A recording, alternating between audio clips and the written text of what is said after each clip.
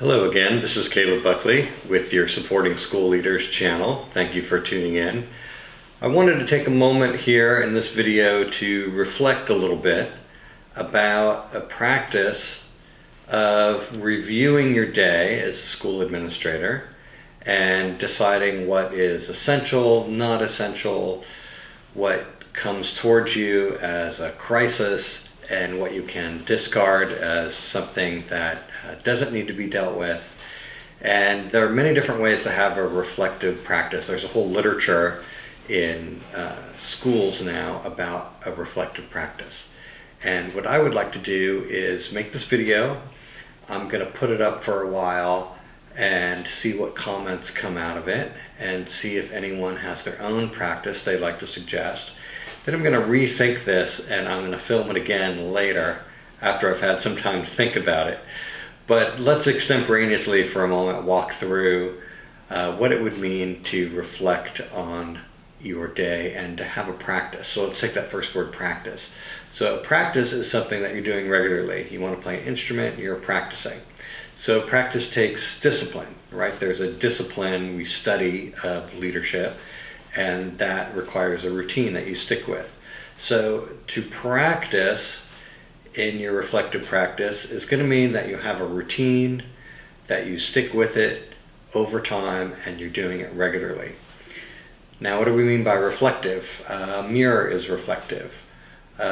You are looking at something that is giving you feedback, but you're doing it yourself. So when you look in the mirror and you get dressed in the morning, you're getting feedback on how you look, and maybe you need to straighten your jacket a little bit, or you need to comb your hair, you need to do something. You're getting kind of that feedback in what you're looking at. And when you're looking at your day, the trick in being reflective is to be objective. So when you're looking at yourself, it's hard to be objective. We see our faults all the time. We know exactly the parts about ourselves that we worry about the most that maybe other people don't even notice. So when you think about your day, you want to think with a certain level of objectivity, almost as if you were someone from the outside looking in and observing something like a movie that might unfold and decide, okay, let me look at that movie from another angle. Maybe I need to reverse it and look at what would happen if I took all emotions and kind of walk them back. I love sitcoms where they always have a different ending that you feel like is somewhat ridiculous, and they back it up. It was just something that was in the person's head, and then they go back into reality. You can leave in the comments what your favorite shows are like that. But when you're having the discipline of the practice and you're being reflective, so you're being objective and you're looking at something as if you were someone else studying it, you then want to put those two together. So you're regularly being objective about your day. Now, a reflective practice doesn't have to be something that's journaled. I know a lot of people, as they learn to take notes in college, or they sit in a lot of meetings and workshops, they're always taking notes. I find that very difficult because it's very hard to have the quiet time. And I often find it easier to have a reflective practice when you're in movement. So if you're going for a walk, I know some people love to take scenic walks and look at all of the scenery. The Buddhists talk about having mindful walks where you're really focused on everything that you encounter and being mindful of every step. I'm kind of the opposite of those approaches, where I love monotony in walking. I would walk around the same block 3 or 4 times because I'm just kind of in my head reflecting on my day and thinking about things that had happened. So I want to, when I'm reflecting, have a couple things that I set as priorities. And one priority is on the relationship realm.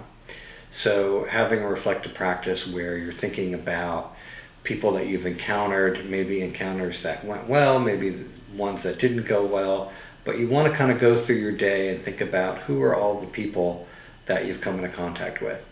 And one really good piece of advice I got when I was starting off as a school leader is that if you're working at a single site, try to come into contact with every employee at that site every day. That may be difficult. People have different hours. If you can only do it once a week, or if you have multiple sites that you're only at maybe a day a week, just try to have some kind of routine in it where you are coming into contact with everyone who works for you and with some regularity. And when you're doing your review, you may try to actually picture those people and remember what the encounter was. And if you go through, depending how many employees you have, but if you go through and there's someone that you can't quite picture or you can't quite notice, try to make an effort to connect with that person. It really does make a difference. Even if you have to stay late to see the janitor who comes in the evening, make sure you take that time. One thing you could also do is you could write a note to someone if you're just never going to see them or they're working remotely. You could send them a note. So part of my reflective practice is relationship. Another one is tasks. So where were you in movement? Where did you move? Where were you sitting? Where was your the focus of your attention? Where was your gaze? What were you looking at? And then you want to think about tasks that you took on, and this is just for me again, my own advice, tasks that you took on that are incomplete. So I kind of have a running incompletion list, if you will. And on the incompletion list, it's often something that you have to write, or a conversation you have to have that may be difficult, or a budget you're trying to solve, or a policy you have to research. And I often say that a lot of writing time really goes too much into writing, not enough into thinking and preparation. And as a school leader, one of the things we do is we make decisions and we write a lot, we communicate a lot.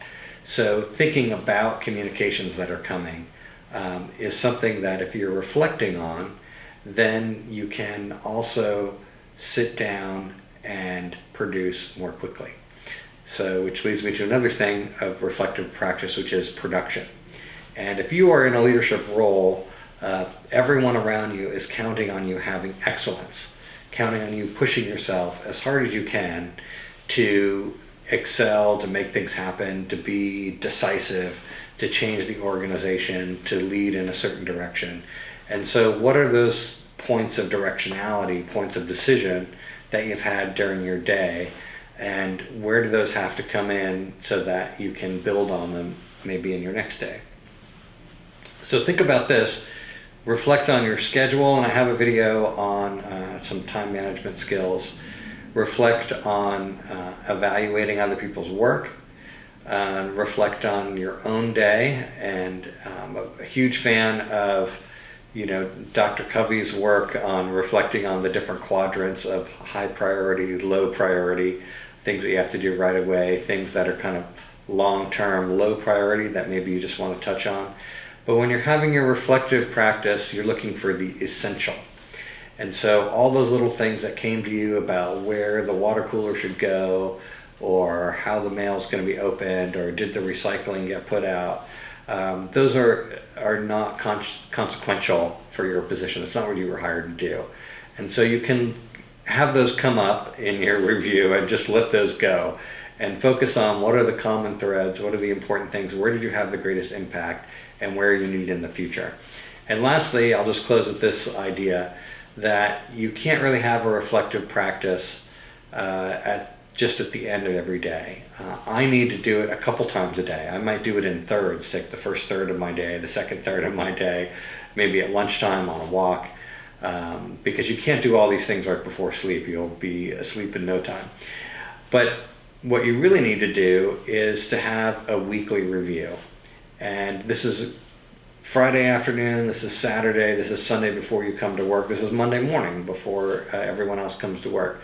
But you need to take all of those little periods during the week where you've had a reflective practice and have the discipline to do a summary for yourself at a week. And again, I'm not huge on journaling or taking notes, some people are, but think about how you're going to study those relationships and decisions and what's important, and then focus on a weekly basis on how you reflected and were objective about your own impact on your organization, and strive for excellence as you continue.